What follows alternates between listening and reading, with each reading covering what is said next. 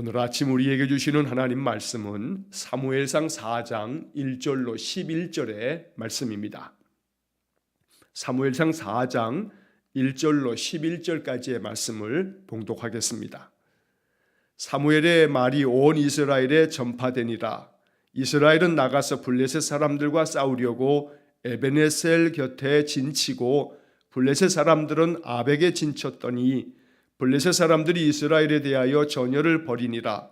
그 둘이 싸우다가 이스라엘이 블레셋 사람들 앞에서 패하여 그들에게 전쟁에서 죽임을 당한 군사가 4,000명 가량이라. 백성이 진영으로 돌아오매 이스라엘 장로들이 이르되 여호와께서 어찌하여 우리에게 오늘 블레셋 사람들 앞에 패하게 하셨는고? 여호와의 언약궤를 실로에서 우리에게로 가져다가 우리 중에 있게 하여 그것으로 우리를 우리 원수들의 손에서 구원하게 하자 하니, 이에 백성이 실로에 사람을 보내어 구룹 사이에 계신 만군의 여호와의 언약궤를 거기서 가져왔고, 엘리의 두 아들 홈니와 비느하스는 하나님의 언약궤와 함께 거기에 있었더라. 여호와의 언약궤가 진영에 들어올 때에 온 이스라엘이 큰 소리로 외치매 땅이 울린지라. 블레셋 사람이 그 외치는 소리를 듣고 이르되 히브리 진영에서 큰 소리로 외침은 어찌 됨이냐 하다가 여호와의 궤가 진영에 들어온 줄을 깨달은지라. 블레셋 사람이 두려워하여 이르되 신이 진영에 이르렀도다 하고, 또 이르되 우리에게 화로다. 전날에는 이런 일이 없었도다. 우리에게 화로다. 누가 우리를 이 능한 신들의 손에서 건지리요? 그들은 광야에서 여러 가지 재앙으로 애굽인을 친 신들이니라. 너희 블레셋 사람들아 강하게 되며 대장부가 되라. 너희가 히브리 사람의 종이 되기를 그들이 너희의 종이 되었던 것 같이 되지 말고 대장부 같이 되어 싸우라 하고, 블레셋 사람들이 쳤더니 이스라엘이 패하여 각기 장막으로 도망하였고, 살육이 심히 커서 이스라엘 보병에 엎드러진 자가 30,000명이었으며 하나님의 궤는 빼앗겼고 엘리의 두 아들 홈니와 비느하스는 죽임을 당하였더라. 아멘. 자, 오늘 읽은 사무엘상 4장의 이야기는 이스라엘 백성들에게는 참 뼈아픈, 기억하고 싶지 않은 그런 이야기일 것입니다. 블레셋 사람들에게 이스라엘 사람들이 크게 패하였는데 한 번도 아니고 두 번씩이나 연속하여 패한 그러한 수치스러운 이야기이기 때문입니다. 그러나 사실 이스라엘 사람들이 블레셋과의 이 싸움에서 이길 수 있는 가능성은 사실 없었습니다. 왜냐하면 하나님께서 그들을 떠나셨기 때문입니다. 이 사무엘상 4장에서 우리가 보아야 할 중요한 것은 이스라엘 사람들은 그냥 언약궤만 있으면 하나님이 자기들과 함께 하는 것이라 라고 생각했지만 그것이 아니었습니다. 하나님만 계시면 우리가 이긴다 라고 하는 생각을 이스라엘 사람들이 한 것은 사실입니다. 그래서 언약궤를 가지고 와라 라고 이렇게 이야기했던 겁니다. 그러나 언약궤 자체가 하나님이 아니었고 언약궤를 가지고 온다 해서 이것이 하나님을 모신 것이 아니었다는 것, 그래서 이제 우리가 이 사무엘상 4장의 이야기를 읽으면서 참된 믿음에 대한 생각을 다시 한번 해보게 되는 것입니다. 자, 본문의 말씀을 각 구절마다 그 의미를 생각하면서 다시 묵상합니다. 자, 1절 말씀에 사무엘의 말이 온 이스라엘에 전파되니라. 사무엘의 말이, 사무엘의 그 어떠한 말씀도 이것이 이제 선지자의 말씀이 되어서 모든 이스라엘 사람들에게 그 말씀이 전파되었다는 겁니다. 우리가 어제 보았던 3장 20절의 말씀에서 단에서부터 부엘세바까지의 온 이스라엘이 사무엘은 여호와의 선지자로 세우심을 입은 줄을 알았더라 라고 하는 구절을 우리가 어제 보았습니다.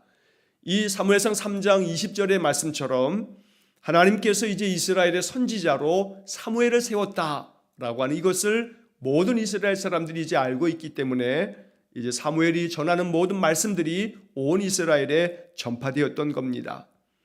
자, 그 다음 이어지는 2절의 말씀에서 이렇게 사무엘이 모든 이스라엘의 영적 지도자가 되어 있는 이때에 이스라엘에 이제 전쟁이 벌어지게 됩니다. 블레셋과의 싸움이 펼쳐지게 되는데, 자, 1절 그 하반절에 보면 이스라엘은 나가서 블레셋 사람들과 싸우려고 에베네셀의 진을 치고 블레셋 사람들은 아벡에 진쳤더니, 자, 이 에베네셀과 아벡 바로 이곳에서 이제 블레셋 사람들이 각각 진을 치고서 전열을 가다듬고 싸움을 벌이려고 합니다.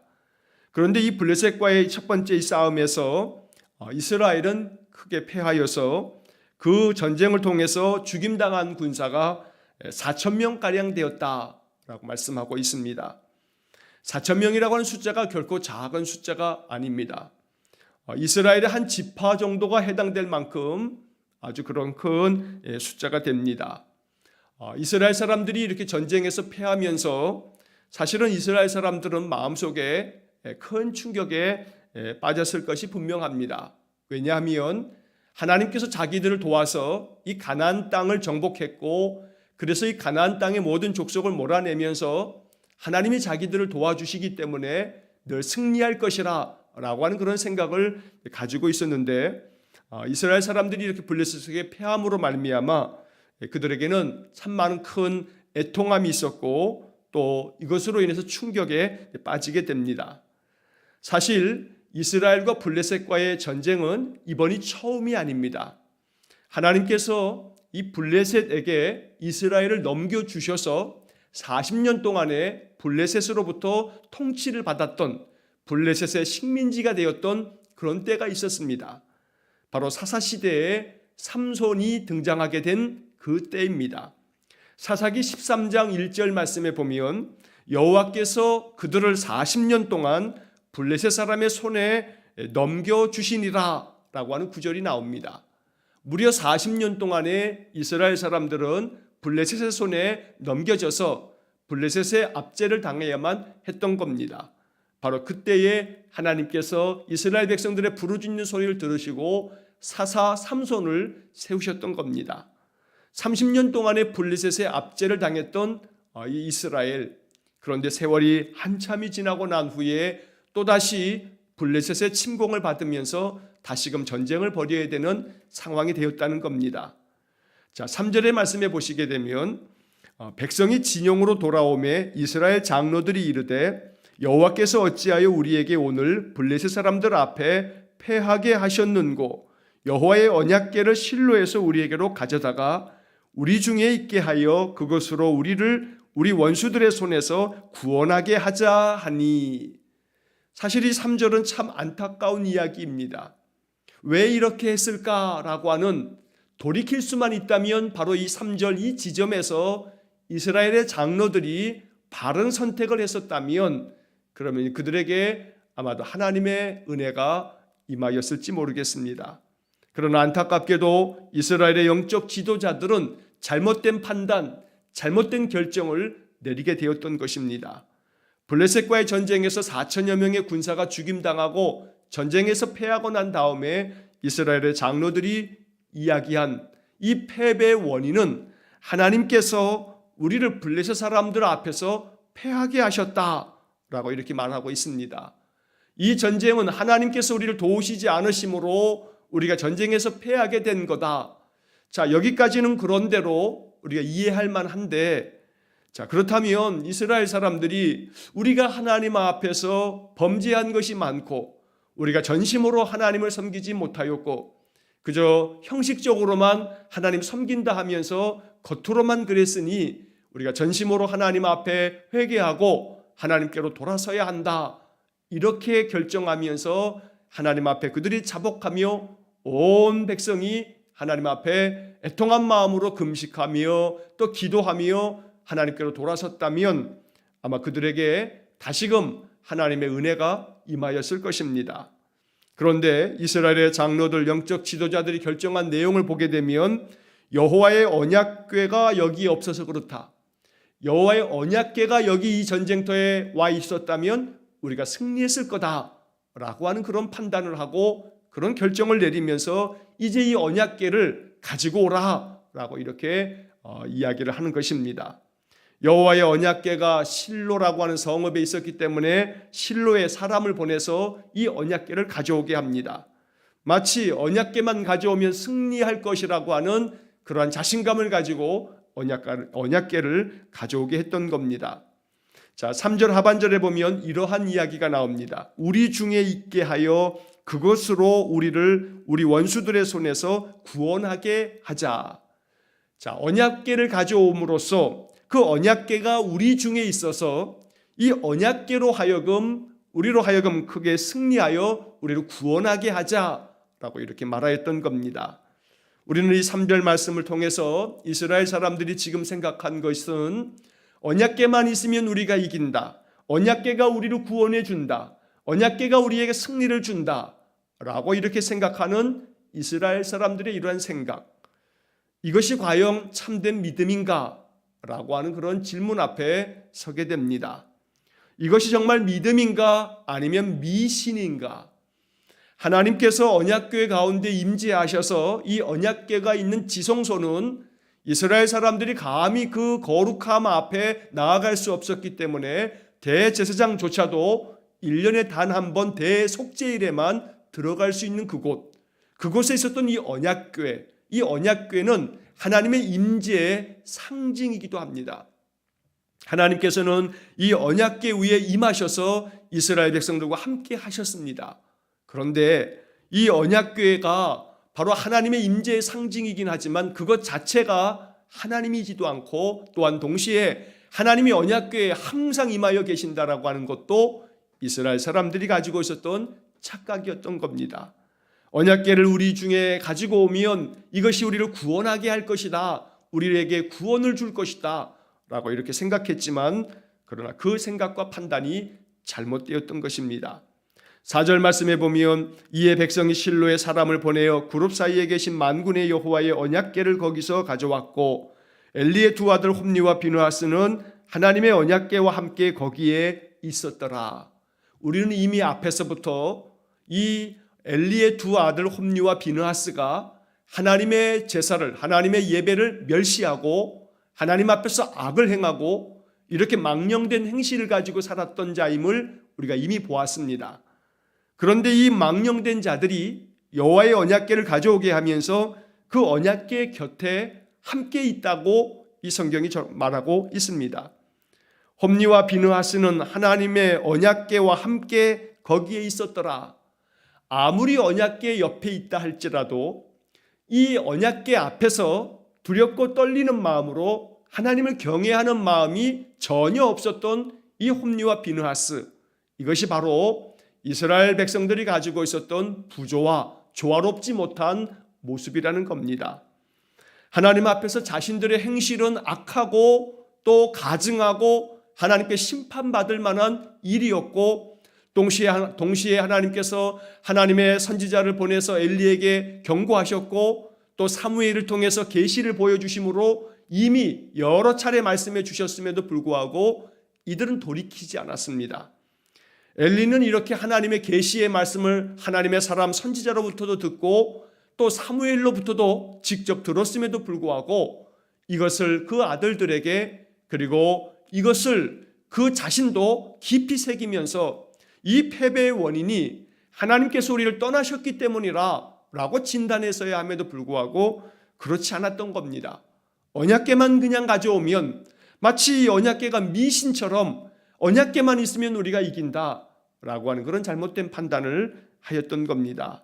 그래서 우리는 이 4절 말씀에서 홈니와 비느하스가 언약궤와 함께 거기 있었더라. 아무리 언약궤와 함께 거기 있어도 그들 자신의 행실을 고치지 않으면 하나님 앞에서 모든 그 불신앙과 불순종의 삶을 끝내지 않으면 하나님은 그들과 함께 계시지 않는다라고 하는 것을 오늘 성경이 이야기하고 있는 것입니다. 5절의 말씀에 보면 여호와의 언약궤가 진영에 들어올 때에 온 이스라엘의 큰 소리로 외침에 땅이 울린지라. 이스라엘 모든 사람들이 큰 흥분을 감추지 못합니다. 하나님의 언약궤가 여기 이제 진영에 들어왔으니 이제는 우리가 이겼다. 반드시 우리가 이긴다.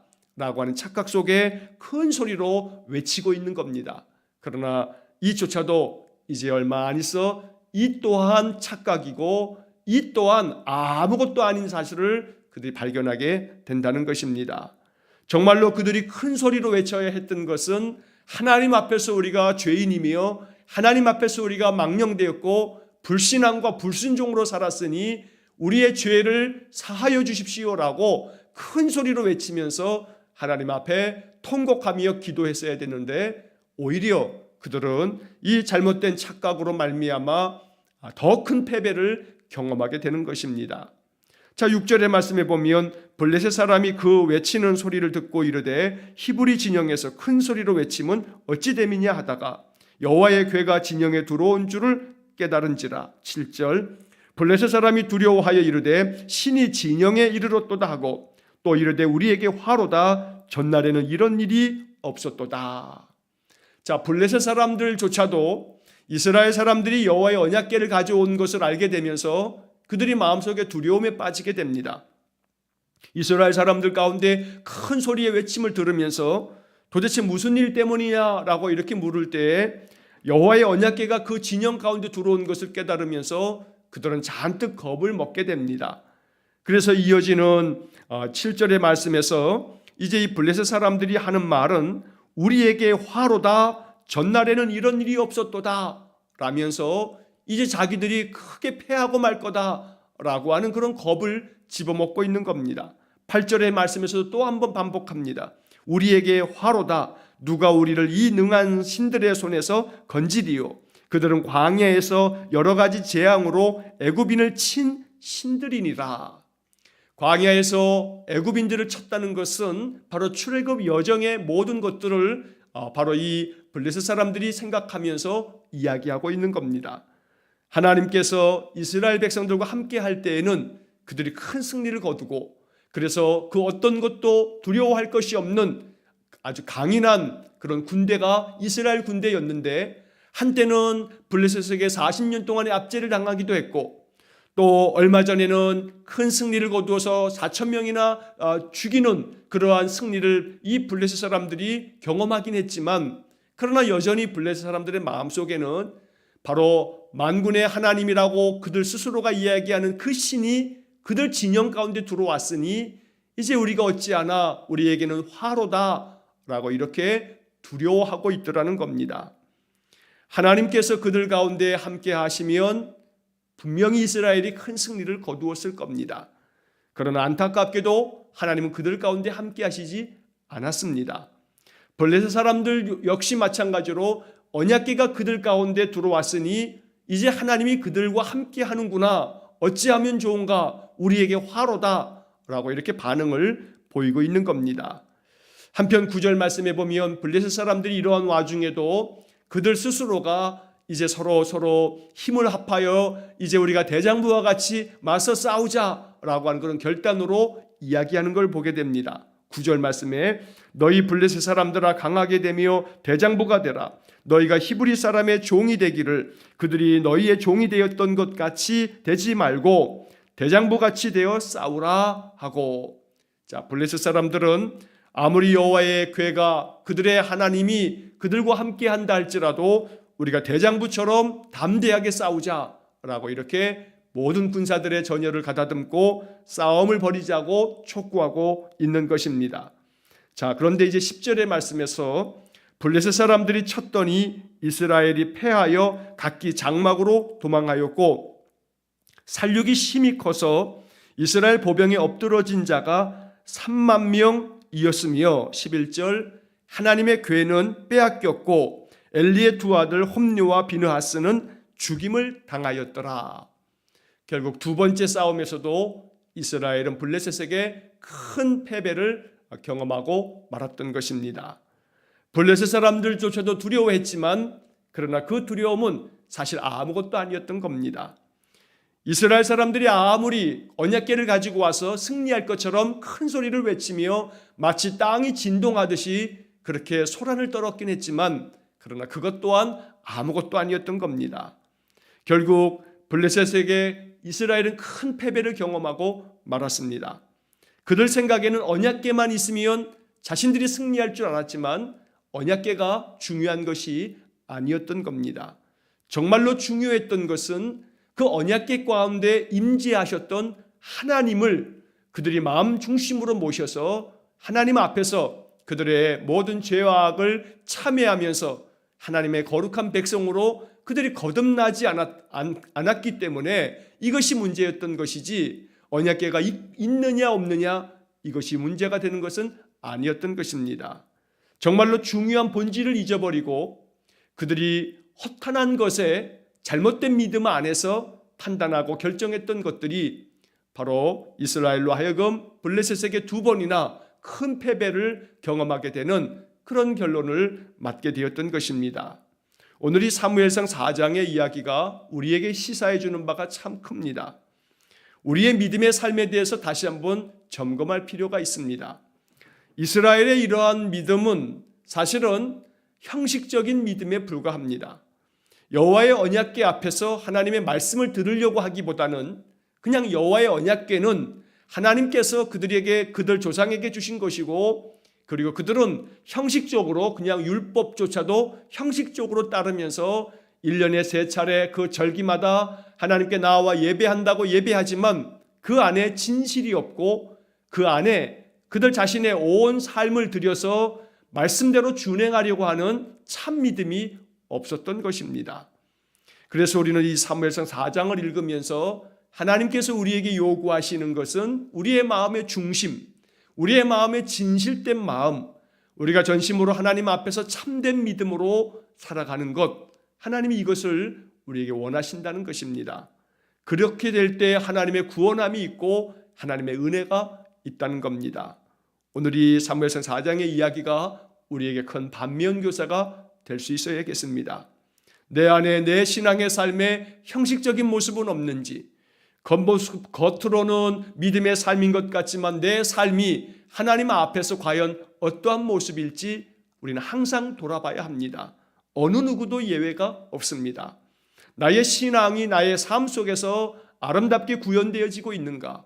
하나님 말씀을 늘 순종하기 위해서 부단히 하나님 앞에 기도하면서 나의 부족함을 주님 앞에 고하고, 그래서 성령의 도우심을 힘입어서 늘 주님 뜻대로 살기 위해서 애쓰고 있는가?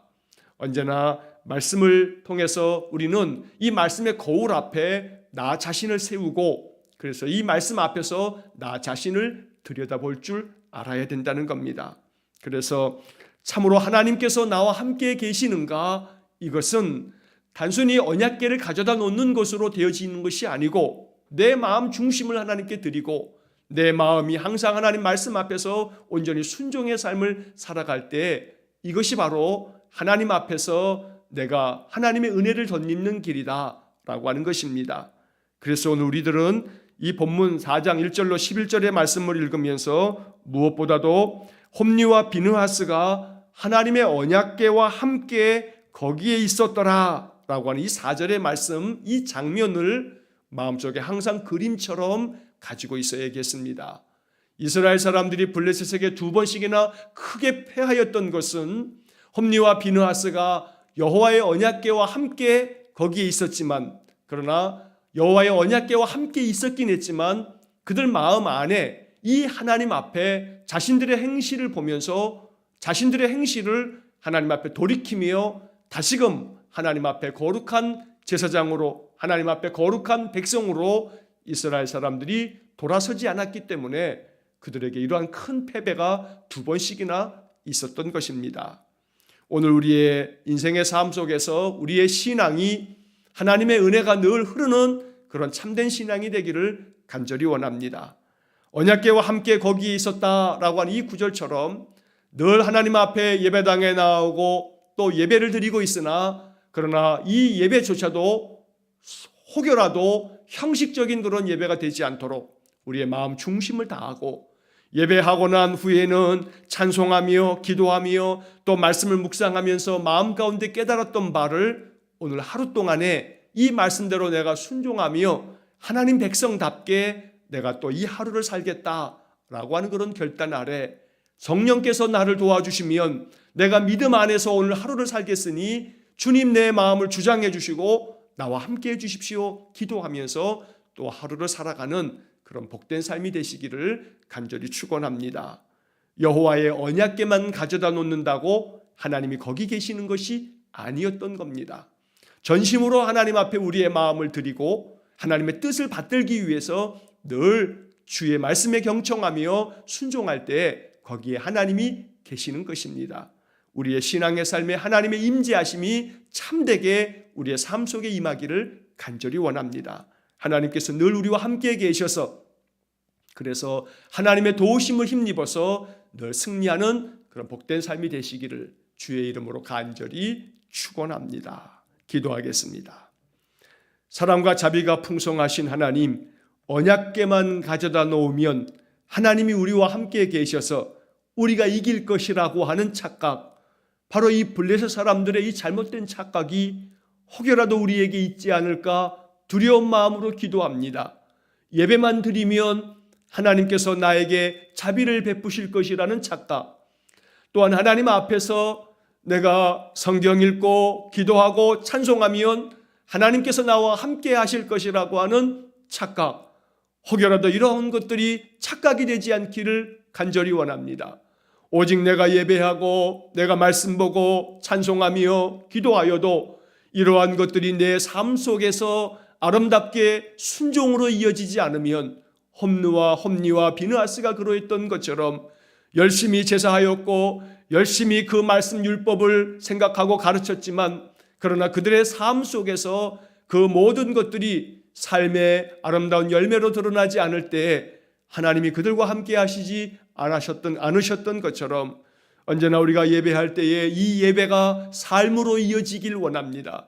우리가 예배하고 난 후에 하나님 주신 은혜로 말미암아 우리의 심령이 감화 감동이 되어 주님의 마음을 가지고 또 하루를 살고 말씀 앞에서 깨달은 바를 통해 하나님 앞에 어찌 순종할까 묵상하면 성령께서 마음에 주시는 감동에 순종함을 할 수 있는 저희 모든 성도들 되게 해 주옵소서. 그리하여 형식적인 신앙이 아니라 참 마음을 다하여 하나님의 말씀대로 준행하는 그런 신앙이 되어서 하나님께서 늘 충만하게 임재하시는 복된 삶이 되게 해 주옵소서. 오늘도 한날의 삶을 주님께 의탁합니다. 주님, 우리 성도들의 마음 심령 속에 성령을 충만하게 부으사 성령이 이끄시는 대로 살아가는 복된 하루가 되게 하시고 내일 거룩한 주일을 준비하는 준비일로 우리의 심령을 준비하여 거룩한 주일 하나님 앞에 영광스러운 예배를 드릴 수 있도록 은혜를 내려 주옵소서. 예수님 이름으로 기도하옵나이다.